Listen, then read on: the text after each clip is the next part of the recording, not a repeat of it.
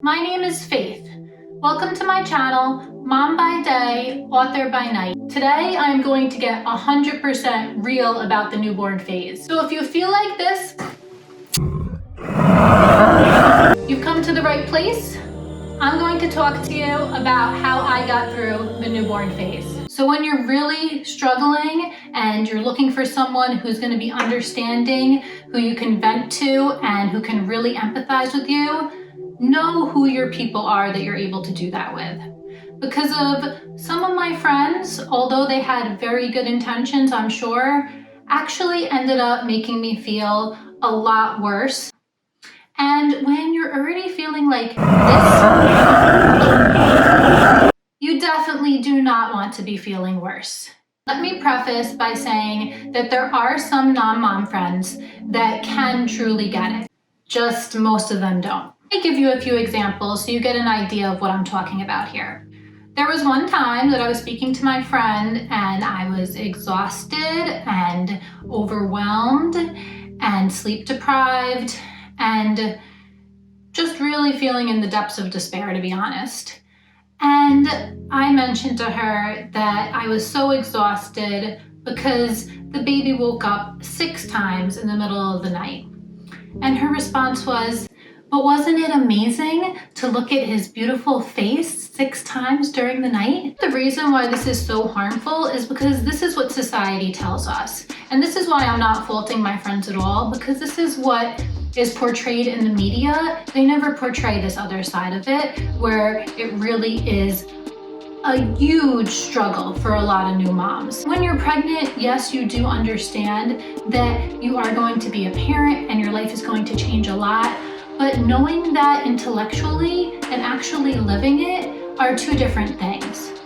Plus, like I said, I think a lot of this is romanticized in the media, where new moms are so happy and so in love with their baby that any of these hardships that you're facing, the sleep deprivation, the baby screaming 24/7, all of that isn't really gonna bother you that much because you're so overcome with love and joy.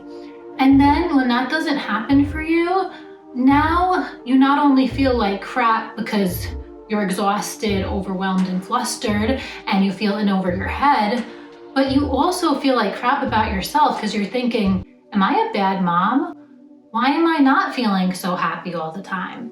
Don't blame your friends. Don't get mad at your friends.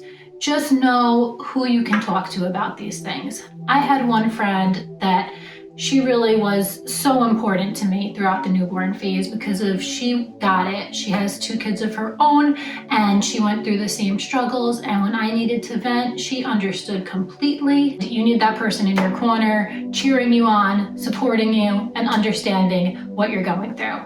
You don't need anybody making you feel guilty or ashamed of what you're feeling when what you're feeling is 100% normal. Another thing that people said to me during the newborn phase that drove me out of my mind was, sleep when the baby sleeps. Have you ever tried sleeping while rocking an 8-pound baby, standing up, and alternating between doing the foxtrot and the cha-cha, because that's the only way that he will sleep? And I've had people that are moms say that to me too, so I guess maybe this does work for some people, and for some people this is good advice. The next tip is to create a spreadsheet on Google Drive. During the newborn phase, you have no idea how much time has passed. You're literally floating through life on autopilot and you have 0 consciousness of time. Everything is just kind of one big blur. There is a scientific reason for this. Without adequate sleep, the part of our brain that produces memories isn't functioning properly. So when your husband asks you, when was the last time the baby was fed? I think I fed him about an hour ago, maybe around 3 o'clock. What do you mean it's 8 o'clock? And so we decided that we needed to write everything down.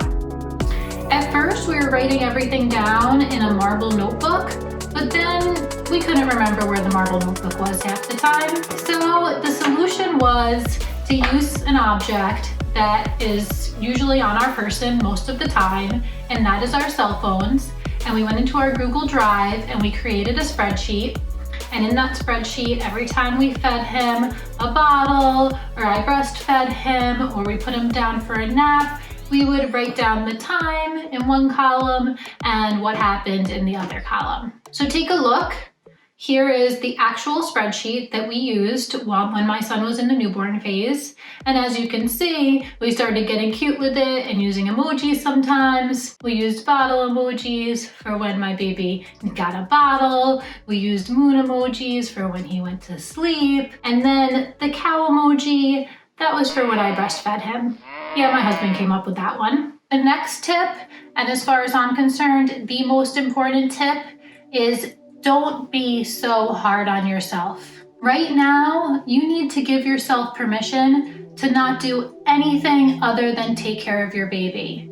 Because taking care of your baby is a full-time, around-the-clock job, and everything else can wait. Do not feel like you have not accomplished enough today. If you have taken care of your baby and your baby is fed and changed and clean, you have accomplished so much. You have worked so hard, and when your baby is down for that nap for those couple minutes, you deserve a break. Don't worry about cooking. Don't worry about cleaning. Don't feel guilty for taking that break, for taking those couple of minutes for yourself. You earned it. These days are long, these days are hard, and these days are intense. But you're gonna get through it, mama. Tonight, you might not get as much sleep as you would like. You might not get any sleep at all, honestly. But remember, you didn't get that much sleep last night, or the night before that, or the night before that. And you're still here, and you're still taking care of your baby, and you're still doing what needs to be done, and you're doing awesome. You're tired, you're stressed, and you're overwhelmed, but your baby doesn't know that. All your baby knows is that he's in mama's arms, and mama is loving him, and mama is feeding him, and mama is holding him, and mama is kissing him, and mama is making sure that he's clean and taken care of, and he feels the love. He doesn't feel the stress, he doesn't feel the frustration, he only feels your love, and he knows that you are there for him. You are everything to your baby. And even when you're so exhausted that you collapse to the floor and roll over and end up smashing your face into a dirty diaper that fell onto the floor, you are still amazing. On a more serious note, if you're experiencing feelings of sadness and anxiety that are severe or unmanageable, if you feel sad or anxious all of the time, and if these emotions are interfering with your ability to take care of yourself, take care of your baby, or take care of daily tasks, please talk to your doctor. Postpartum depression and anxiety are real. They're nothing to be ashamed of, and there are effective treatments for it.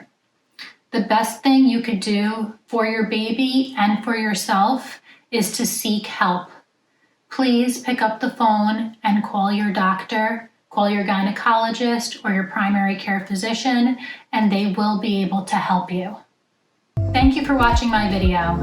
To watch Zach and my writing career grow, don't forget to like, comment, and subscribe below.